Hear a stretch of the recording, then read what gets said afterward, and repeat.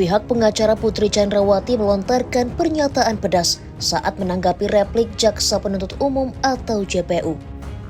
Ia mengingatkan JPU agar tidak semakin sesat dalam berpikir dan merasa benar sendiri dalam persidangan. Kuasa hukum Putri juga meminta JPU bersikap objektif dalam persidangan.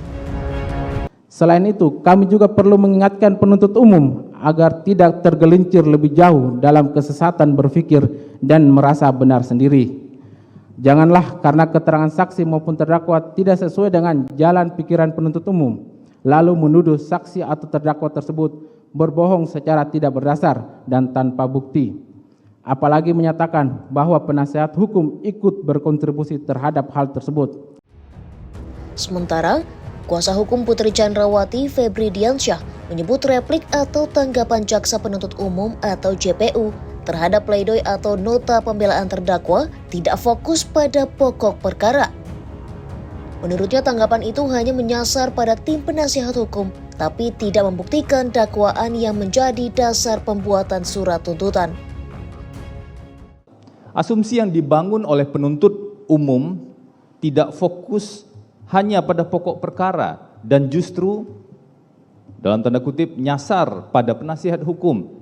Dalam replik setidak-tidaknya ada 9 kata yang menyatakan penasihat hukum tidak profesional. Bahkan, kuasa hukum Putri Chandrawati Ahmad Suyudi justru menyebut JPU yang telah berasumsi dengan menggunakan alat bukti yang tidak valid. Menurutnya, jaksa seolah bercermin saat menyatakan pihaknya yang tidak profesional, tidak cermat, dan berasumsi.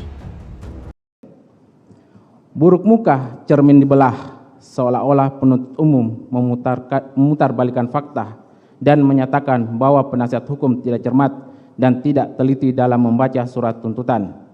Kenyataannya, penuntut umumlah yang tidak cermat dan tidak teliti membaca surat tuntutan yang disusun sendiri. Dari situlah penuntut umum menunjukkan ketidakprofesionalitasnya. Hal tersebut juga menjawab pertanyaan penuntut umum dalam replik halaman 2 yang menyatakan siapa di sini yang sebenarnya berasumsi dengan menggunakan alat bukti yang tidak tervalidasi dan tidak tercukupi. Jawabannya jelas, penuntut umum yang telah berasumsi dengan menggunakan alat bukti yang tidak valid dan tidak cukup. Penuntut umum seolah bicara menghadap cermin ketika menuding pihak lain yang tidak profesional, tidak cermat, tidak teliti, dan berasumsi. Diketahui dalam dakwaan JPU, Putri Chandrawati bersama Ferdi Sambo, Richard Eliezer, Ricky Rizal, dan Kuat Ma'ruf bersama-sama melakukan pembunuhan berencana terhadap Nofriansyah Yosua Huta Barat atau Brigadir J. Oleh jaksa, Putri dituntut pidana penjara selama 8 tahun. Hukuman ini setara dengan terdakwa Ricky Rizal dan Kuat Ma'ruf. Namun, dalam sidang pledoi atau nota pembelaannya, Putri meminta majelis hakim membebaskannya dari segala tuntutan jaksa atas kasus pembunuhan tersebut. Sementara itu, dalam repliknya, JPU meminta majelis hakim menolak dan mengesampingkan pledoi yang telah disampaikan Putri maupun penasihat hukumnya.